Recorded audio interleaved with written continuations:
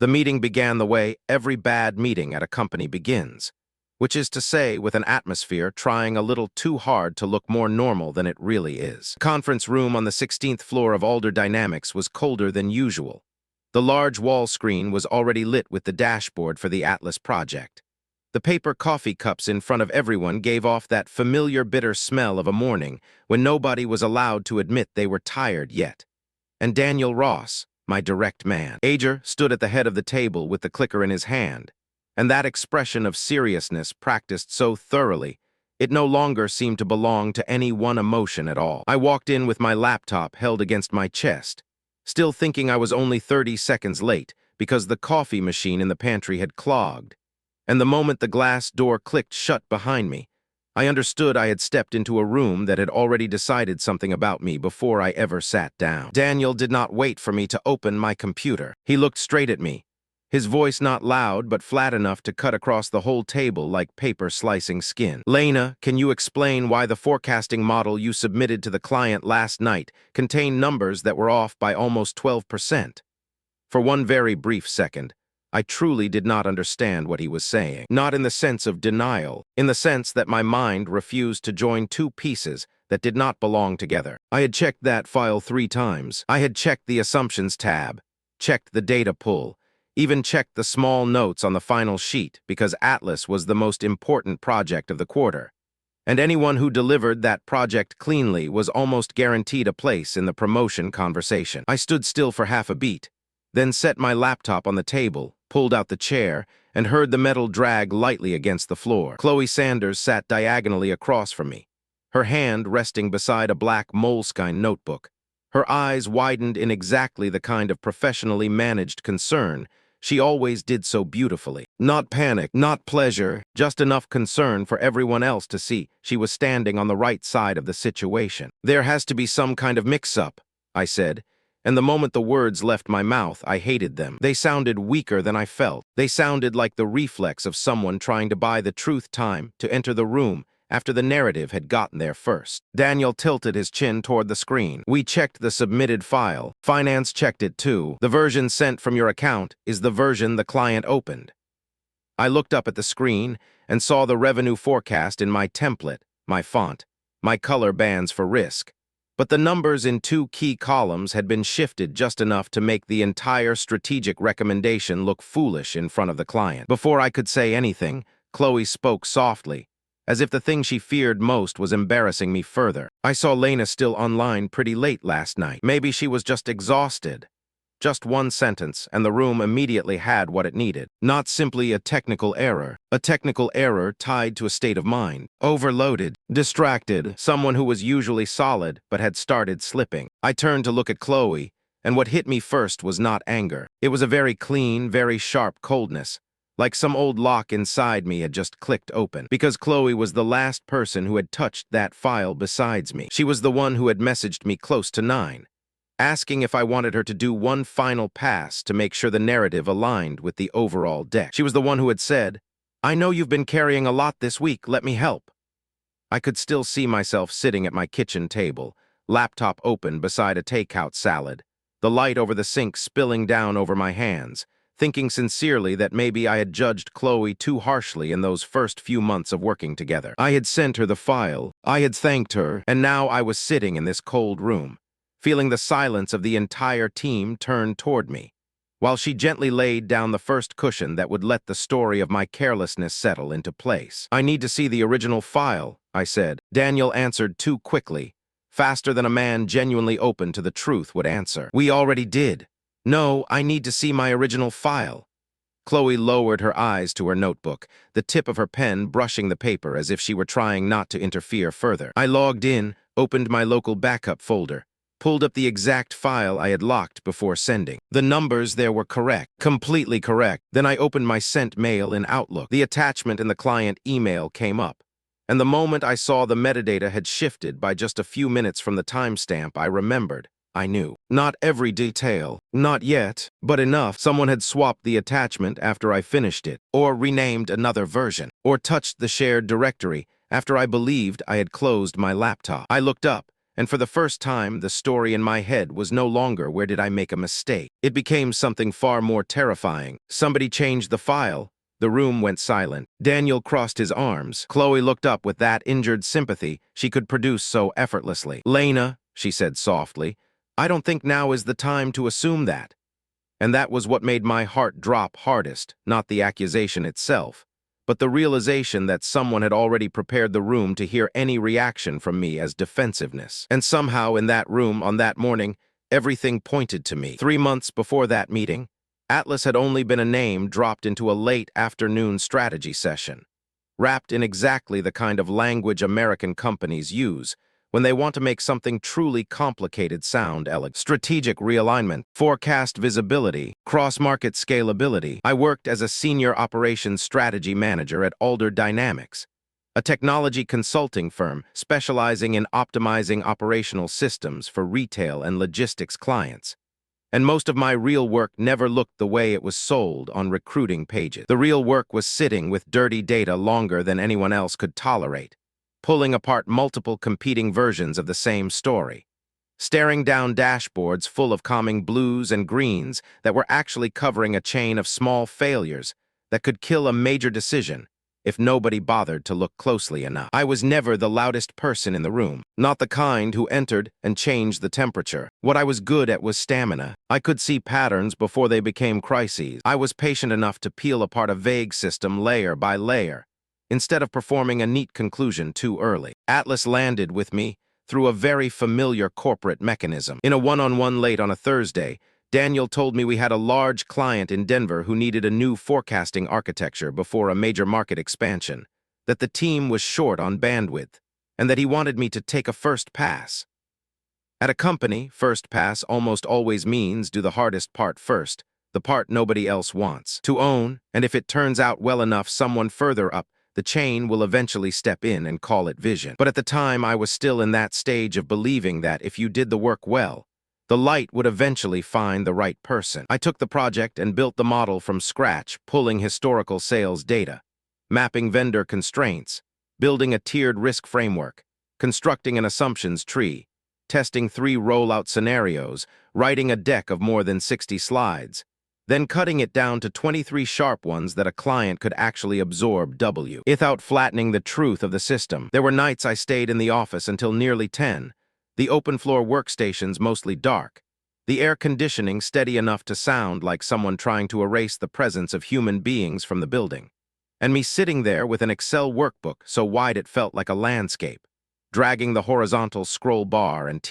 inking through where the real weak points were. Chloe began appearing around me more often then. She was a senior associate on my team, younger than me by 2 years, quick, polished, and very, very good at being likable. I had never disliked her. If anything, in the early months, I felt grateful that she was different from the openly competitive coworkers who are easy to guard against. Chloe was not like that. She invited me for coffee, asked where I was with Atlas, sat beside my desk at the end of the day and said, "I can take a quick look at the slides if you want another pair of eyes."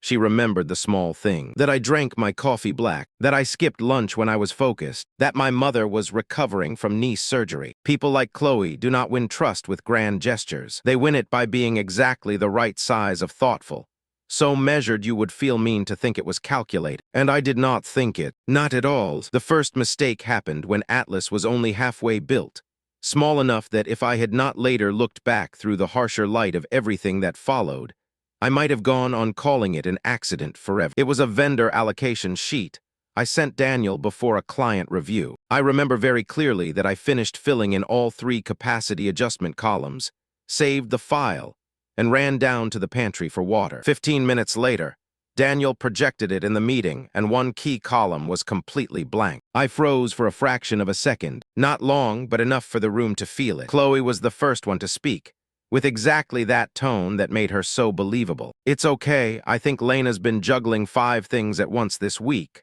On the surface, it helped me. In reality, it framed me. Not the system, not the file. Lena is overloaded. I took responsibility immediately, because at that point my reflex was still to fix the problem faster than to stop and ask why it had appeared. Back at my desk, I opened the local version. The column was still there. I told myself it had been a sync issue, that maybe I had been careless. I even messaged Daniel apologizing for letting it happen. He answered with a thumbs-up emoji. That same evening, Chloe stopped at my desk around 7 with a protein bar and said gently that people like me tend to carry too much and miss the small detail. "You're good," she told me, "but sometimes the people who are good start thinking they don't need anybody to check behind them." I laughed and thanked her, and what infuriates me now is not that I believed her. It is that I had once felt grateful for how beautifully she played that part. From that small error, Chloe began doing what I would later realize was her real weapon. She repeated, not in a way anyone could openly condemn, never like an accusation, always like a lesson. In meetings, she would say things like, "That's why I always do one final version check before client sends," and smile, as though she were simply talking about sound process. In Slack, she would remind people, "Let's make sure 2 sets of eyes are on this." Very collaborative, very safe. In the pantry, while I was stirring a vitamin packet into water because those weeks I had barely been sleeping, she leaned against the counter with her yogurt and said, "You're great at this, but I don't think you always know when you've started running too hot."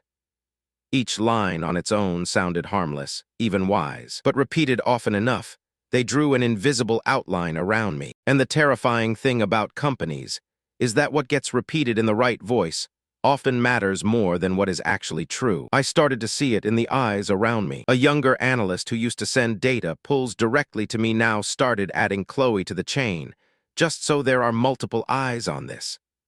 Daniel used the word calibration more and more in our one-on-one. One day he said, almost playfully, that I needed to protect my optics if I wanted bigger rooms. "Optics?" I asked. He gave that little managerial smile and said, "People trust patterns before they trust explanations."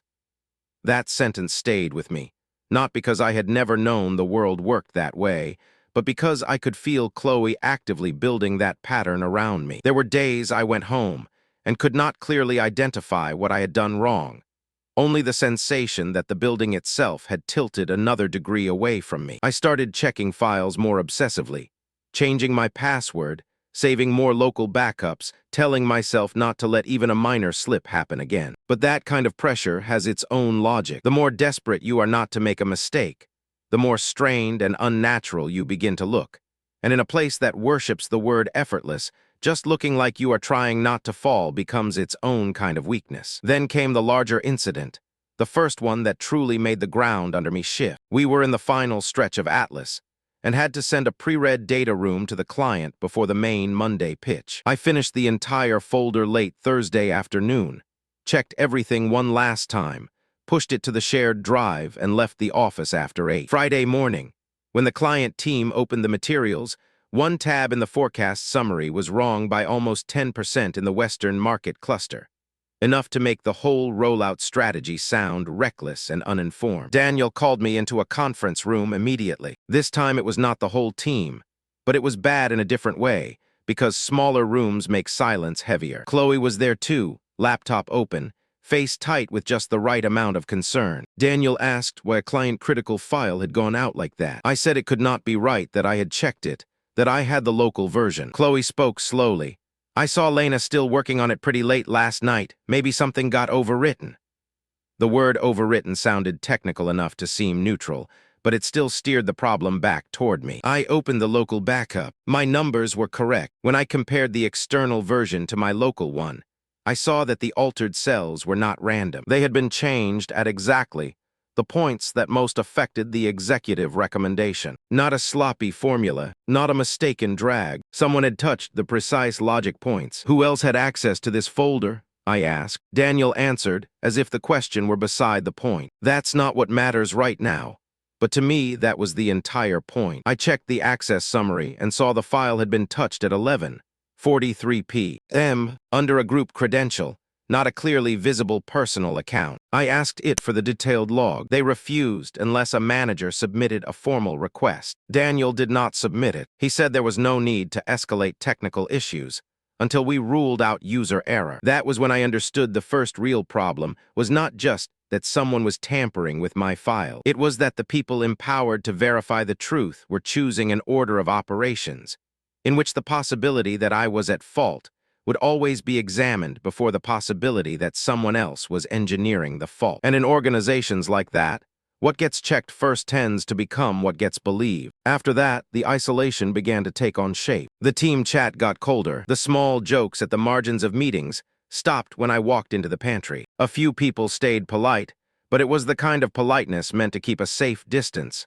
not to close one. I wrote a process note for Atlas, just to make sure no one had to rely on oral memory anymore, and got back replies like noted and thanks, each one too short to read anything into and yet somehow full of meaning. Chloe, meanwhile, only looked better. She volunteered more, walked with Daniel more, sat closer to him in meetings, and got very good at stepping neatly into any space left open whenever I was forced back into defending myself. In one weekly sync, while I was explaining why the data room needed a clearer freeze window to avoid overwrites, Chloe cut in at exactly the right second, her tone so soft that even I could hear how reasonable it sounded. I think what Lena's trying to say is that under stress, our current process makes it easy for details to slip.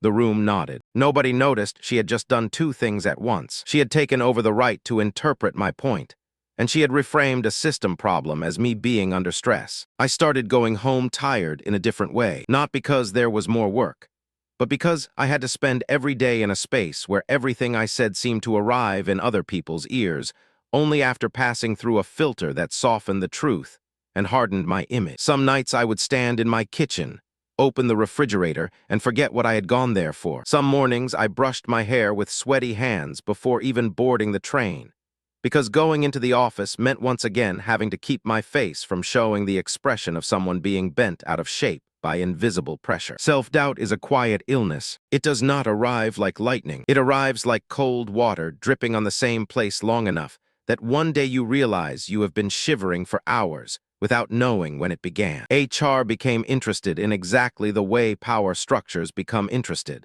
which is when the narrative around you has settled enough to be packaged as performance language. I was called into a supportive check-in with people operations. A woman named Marissa with impossibly white teeth and a voice as smooth as an essential oil diffuser. She said this was not yet a formal warning, just a conversation around alignment and trust under pressure. I sat there feeling as if someone were wrapping silk around my throat one layer at a time. Marissa referred to a few recurring incidents, to feedback around defensiveness, to perception risk with client-facing work. I asked directly where that feedback had come from. She gave me a perfectly trained, neutral smile. We don't want this to become about sources, which meant somebody had already gotten there before me, had already talked enough in the right tone to the right people, that by the time I walked into that room, I was no longer the primary source of information about myself. Chloe, of course, was not named anywhere. People like her almost never leave their names on the dirtiest parts. They live inside phrases like, "some people have noticed," and "there's a concern that." I walked out of Marissa's office that afternoon holding a sheet of paper with soft goals around communication presence, documentation discipline, and collaborative response under scrutiny. I almost laughed at how hideous and absurd it was. I was being set up, and the company's response was to teach me how to look less like someone being set up. That was the first moment I stopped wanting to be believed out of goodwill. I wanted something harder than goodwill. Logs, timestamps, access records, things that do not get tired, do not avoid conflict, and do not choose sides because one person speaks more gently than another. The decision to investigate did not come in some heroic flash. It came after a humiliating night, sitting on my living room floor with my laptop open, rereading the same email for the 8th time, and wondering if maybe I really had sent something wrong. I hated myself that night, hated how I had already begun applying someone else's narrative to my own memory. It was the moment I realized I had gone that far, to the place where I was starting to ask whether I was actually unraveling the way everyone had begun to imply, that I understood there was no way back. I logged into the system and pulled every access log from the Atlas folders that my role still allowed, cross-checked them against calendar events, badge scans, and version history in the cloud. Nothing announced itself immediately. Whoever had been doing this, or whoever understood the system well enough to erase the obvious fingerprints, had cleaned the surface. But data is rarely ever truly silent. Some timestamps did not match the hours I was still in the office. Some files had been reopened, using the group credential, after I had already logged off. One set of edits on the forecast summary fell exactly during the train ride back to Jersey. With office Wi-Fi geolocation, I could not possibly have been using. I saved screenshots, exports, every tiny piece, giving each file a dry and clear name the way you would prepare for surgery. And for the first time in weeks, the first thing I felt was not fear. It was clarity, because facts, even incomplete ones, finally gave me something sturdier than the self-respect that had been steadily corroding. Somebody had been using my access, or the shared team credential, at times when I could not have touched the system. Somebody had been standing close enough to the workflow to know exactly where to make changes that would look like my error instead of sabotage. And across every path I drew, one name kept landing in the middle, no longer as an uneasy intuition, but as a pattern. Chloe, but suspicion does not save anyone in a corporate environment. Pattern is still not enough. I needed something more direct, and that was when Mia called. Mia had been a senior analyst on my team more than a year earlier before she quit. She was brilliant, quiet, excellent with data, once floated for promotion, and then suddenly gone after a string of miscommunications. I had never been close enough to understand. I had always regretted her leaving, but in that generic corporate way where regret gets swallowed because everyone leaves for their own reasons. Mia texted me from a personal number, just one line. "Can you talk tonight? It's about Chloe." I sat in my car in the parking garage beneath the building until almost 10 and listened while Mia told me, in the steady voice of someone who had stopped shaking over an old story but had never stopped being disgusted by it. That last year before she left, she had gone through the same pattern. 3 small mistakes across 3 different accounts, each one minor on its own. Each one just enough to make her look like someone losing control of detail. Just like me, she had assumed she was overloaded. Then she noticed Slack threads disappearing, files reverting to earlier versions after she had corrected them, meeting times shifting without being re-forwarded to her. Chloe was always nearby, always the first to say, "Maybe you need more support." Always the one who told management Mia was brilliant but stretched. Mia had not had enough proof to fight it, so she left. But before leaving, she did one very Mia thing. She saved everything. Among the old material was a preview notification from a message Chloe had sent to the wrong channel and deleted.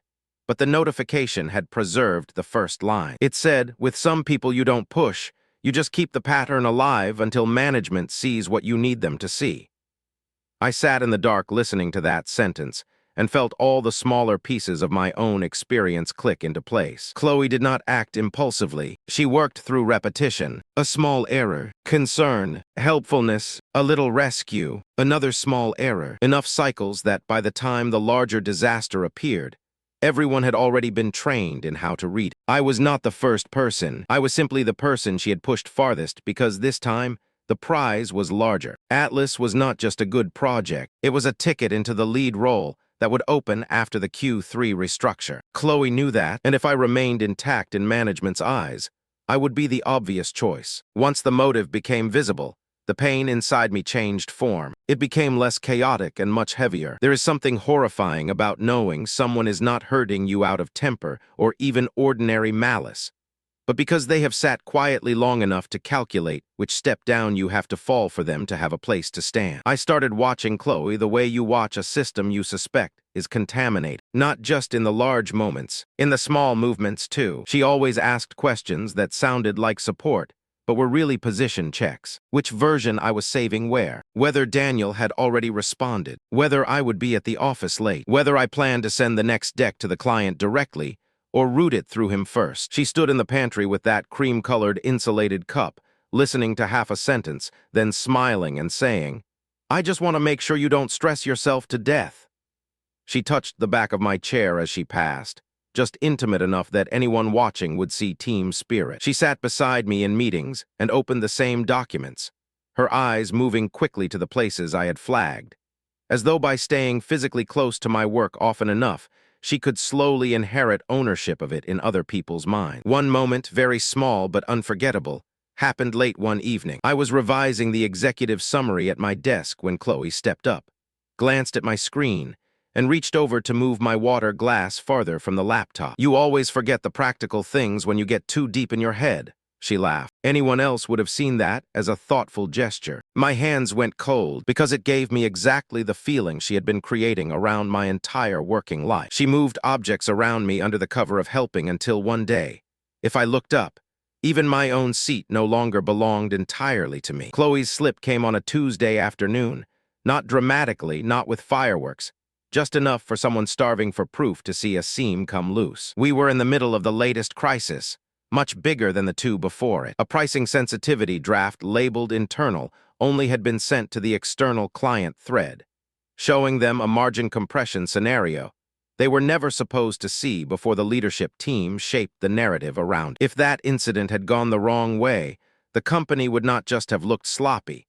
It could have lost leverage in negotiations. Once again, the surface traces pointed back to credentials associated with my access. And once again, if the story kept going the way it had gone before, I would almost certainly be placed on a formal performance track or cut entirely. But on the night that file was sent, I had been sitting in a mandatory leadership training downstairs, with room cameras, badge scans, and a sign-in sheet. I could not have been in training room 14, be listening to a talk about conflict management, while also sitting at a terminal on the 16th floor sending that document. While I was pulling those details together in my head, Chloe came over to my desk with that studied casualness and said, "I'm guessing you stayed really late again last night." The line came out before she had thought it all the way through. I looked up. I was in training from 6 to 8:15.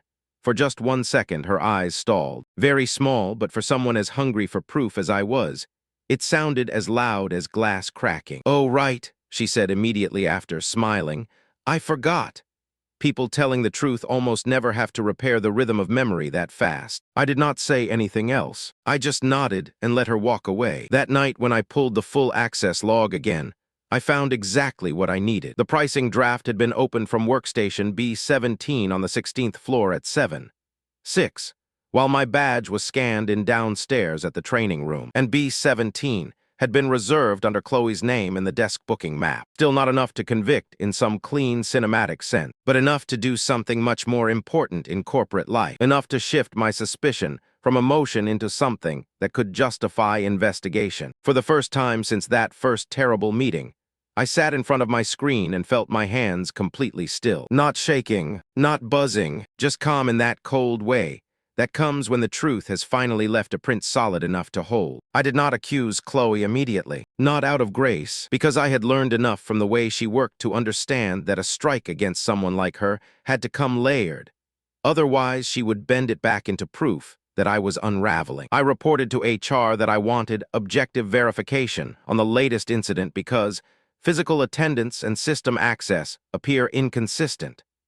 I used precisely the language the system respected more than emotion. At the same time, I built my real trap. Nothing grand, just a bait document. I created a planning note for Atlas Phase 2, packed it with a few false but highly tempting assumptions, enough that someone hungry for the team lead role would mistake it for valuable strategic insight if they could get to it first. I placed the file in a shared directory accessible only to the core team and Daniel, attached invisible edit tracking, and casually mentioned in a meeting that I was thinking privately about some recommendations for the next phase that I had not shared widely yet. I did not send it to Daniel. I did not flag Chloe. I did not do anything theatrical. I simply dropped the bait into water where Chloe had been swimming for months. Nothing happened the first 2 days. On the third, Daniel called me in and asked, very casually, about a proposed staffing ratio adjustment for Phase 2.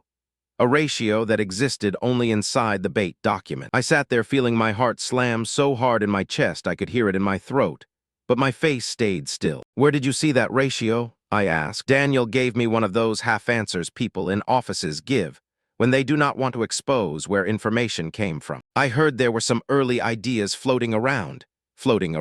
I knew. That night the edit log lit up. The bait file had been opened at 8:52 from a secondary device under a group credential. A comment inserted, and by the next morning Chloe had emailed Daniel a summary of some thoughts for where Atlas Phase 2 could go, including the exact fake ratio. Not just that, she had altered a single cell inside the bait file before using it, and the edited version preserved the hidden tracking marker I had planned. For the first time since the original confrontation, I sat in front of the screen and felt no trembling at all, just an even, icy stillness, because finally the truth was no longer floating in gray space. It had shape, it had a trail, it had fingers on it. The meeting meant to deal with me was scheduled for Friday morning. The invite said performance review escalation. It included HR Daniel, Alan Pierce, the division director, and me. Chloe was added at the last minute as key project partner. I barely slept the night before, not because I was afraid, but because my body still did not know how to hold the sensation of carrying the truth into a room that had spent so long using truth as decoration. I arrived early and sat in reception looking out through the blue-gray glass at the city below, listening to the low hum of ventilation and the distant tapping of someone's heels in the hallway, thinking about all the cycles that had brought me here. The small mistake repeated, concern delivered beautifully, the eyes that started avoiding mine, the maybe you're overloaded, lines like slow IV sedation. Only then did I understand the poison of being set up. It is not the first incident. It is the fact that someone tries to make you help them by doubting yourself long enough that even once you have evidence, you still have to fight through the shame they planted in your mind. When Daniel entered the room, his face was tighter than usual, dark beneath the eyes. Marissa took the seat to his right, laptop open. Alan sat at the far end. Chloe came in last carrying a matcha,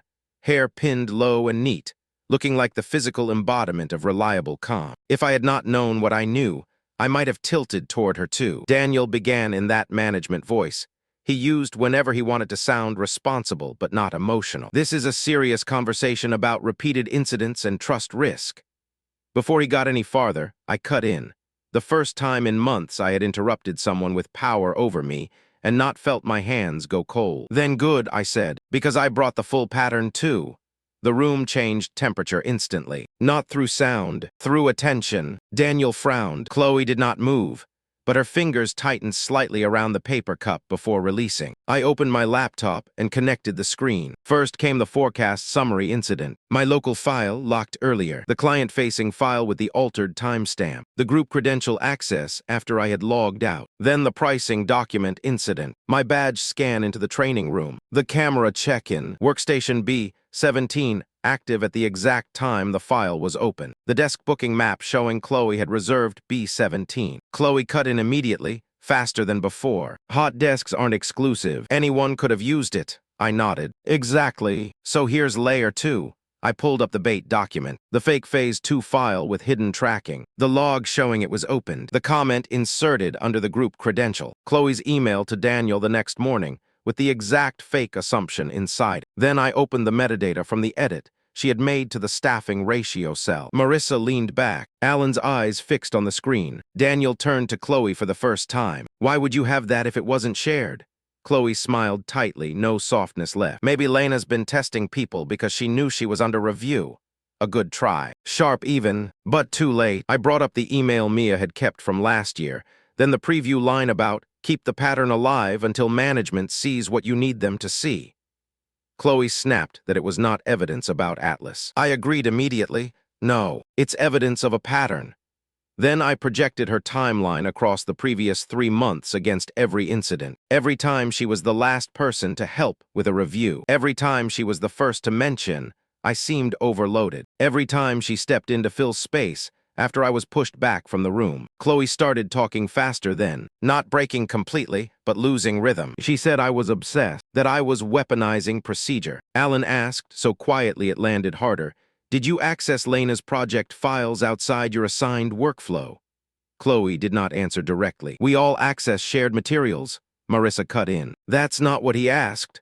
Some moments do not need shouting to become climactic. They just need the person who has always thrived in ambiguity to be forced into a question without somewhere to turn. I looked at Chloe and for the first time saw a truth I had lived beside for months, but could not hold until then. She was not untouchable. She had only lived for a very long time inside a system that rewards people who tell smoother stories more than people who tell true ones. The final strike was not data. It was a draft email, recovered through HR once they authorized a full mailbox audit as part of the investigation. Chloe had composed a message titled Readiness to Step In, saved 3 days before this meeting. The text was short, clean, chilling. She wrote that because concerns around me were continuing, She wanted to proactively note that she would be ready to assume more responsibility on Atlas if the team needed stability through transition.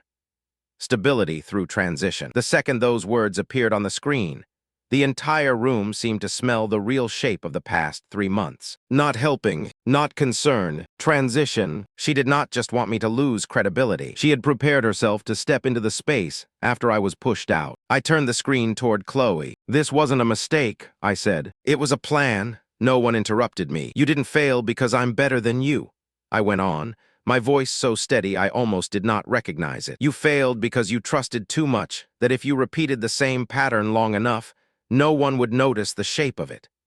Chloe looked at me as if she wanted to laugh and ripped the table apart at the same time. "You think this makes you noble?" she asked. "No," I said. "It just makes you obvious." And then she broke. Not theatrically, not with yelling or some movie-perfect collapse. Worse, she began speaking too quickly, jumbling self-defense with attack, saying everybody plays games at companies like this, that I was just the only one hypocritical enough to pretend otherwise, that Daniel liked me, that Mia was bitter, that everybody uses narrative, and I simply was not good at it. Every sentence only sharpened the outline instead of saving her. Daniel sat frozen, as if a piece of his own moral spine had just been placed on the table in front of him. Because he had not only been deceived, he had wanted the deception, as long as it remained convenient. Alan was the one who ended it. He looked at Chloe and said slowly that she needed to surrender her laptop and badge immediately and await the outcome of a broadened internal investigation. Marissa closed her laptop, the diffuser softness gone from her voice. When Chloe stood, clutching her half-melted matcha,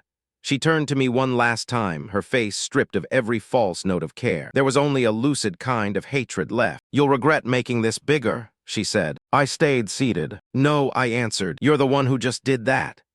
The investigation moved faster than I expected, not because the company suddenly developed a conscience, but because once Chloe's pattern was exposed, too many other things started taking shape. Mia confirmed everything. Another analyst remembered a mysteriously retitled file in a Spring account. One account manager recalled Chloe accidentally letting a client see something too early and then stepping in to smooth it over. It found additional access anomalies. Mailbox audits surfaced previews, drafts, and deleted items Chloe had thought she had buried. What chilled me most was that Chloe had not even stopped with me. I was simply the most important target, because the reward at this moment was the biggest. She had run the same structure at smaller scale against other people. Create a problem or magnify one. Seed concern, stay close to the file, close to the information, close to the people with power. Then arrive as the orderly solution inside the mess. The more details came to light, the less triumphant I felt. Just tired in a deep way. Because the truly horrible thing about people like Chloe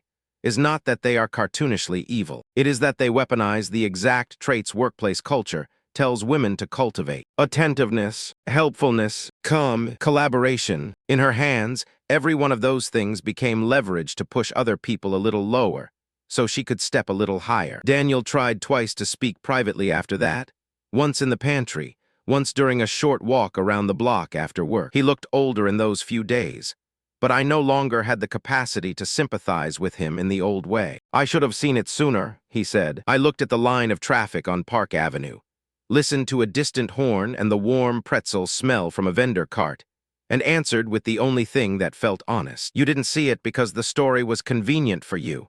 Daniel was silent for a long while. Then he nodded, the nod of a man who knows arguing would only reduce him further. HR and Alan later met with the entire team, not detailing everything, but enough to state that several incidents tied to my record had been under review, and the findings had materially changed the company's understanding of what had happened. Materially changed. Corporate language always has a way of making human disgrace sound like process correction. This time I let it pass. I did not need them to say it beautifully. I just needed the story to stop traveling under my name. Chloe was suspended that same day and officially terminated less than 2 weeks later. Marissa told me in a call, her tone professionally clean, as if she were announcing an ordinary structural adjustment, though there was something close to shame in the spaces between her sentences. I did not ask many questions. I did not ask where Chloe went after that. Enough people around the office did the storytelling for me, that she had tried to apply elsewhere, and something had died during reference checks, that the internal story spread through the consulting world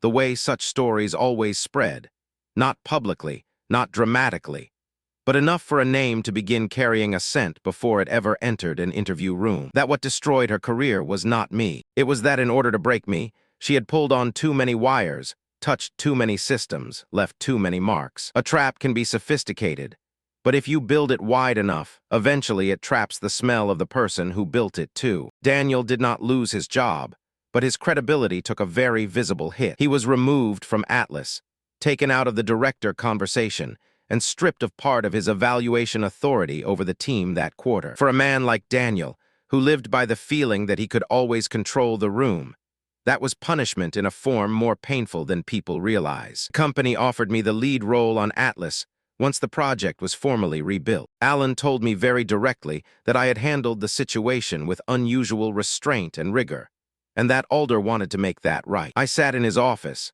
the skyline washed blue-gray through the windows behind him, and understood something bleakly funny. Justice, when it arrives far too late, does not feel like a gift. It feels like an invoice finally paid, after your body has already been surviving on deficit too long. I accepted the role, not because the company deserved that acceptance, but because I deserved not to surrender what I had had to save myself. I also made certain things explicit.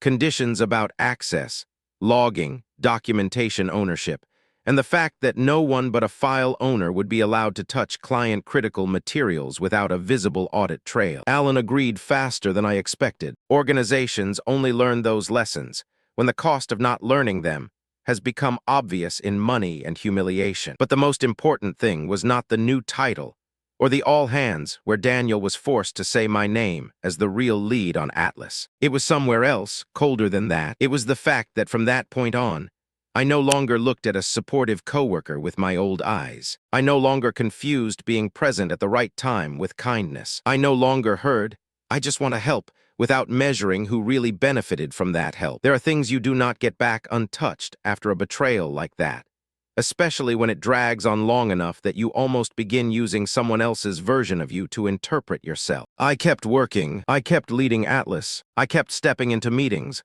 opening decks, speaking in a steadier voice than before. On paper, I got my reputation back. That part is true, but some part of me had changed material permanently. I saved local copies far more often than necessary. I read logs the way people read heart monitors after a serious illness. I understood hesitation in other people before they even named it, and that did not make me feel strong. It only made me tired in a more adult way. One late afternoon, months later, when the project had finally cleared its biggest review and the client had formally signed, I stood alone in the pantry on the 16th floor holding a cup of black coffee and looking at the city reflected in the windows. An analyst new to the team passed by, stopped, and asked if I could look over the final version of a client memo. Then he added something that almost made me laugh and almost hurt. "Just leave comments," he said. "I'm not touching your file."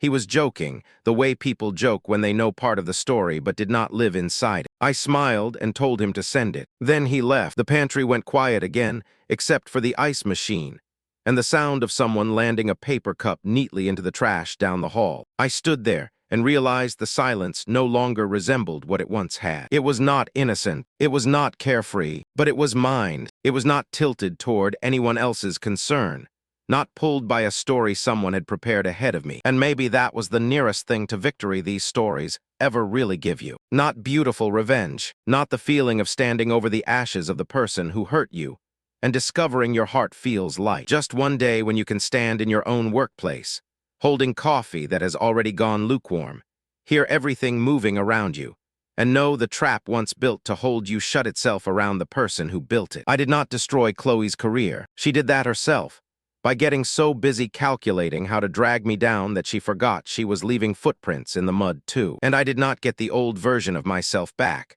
the one who believed doing the right work was enough. I got something else, harder, colder, less beautiful, my voice, my truth, and the right never again to let anyone use softness as a key into me. They tried to break me, but in the end, they exposed themselves.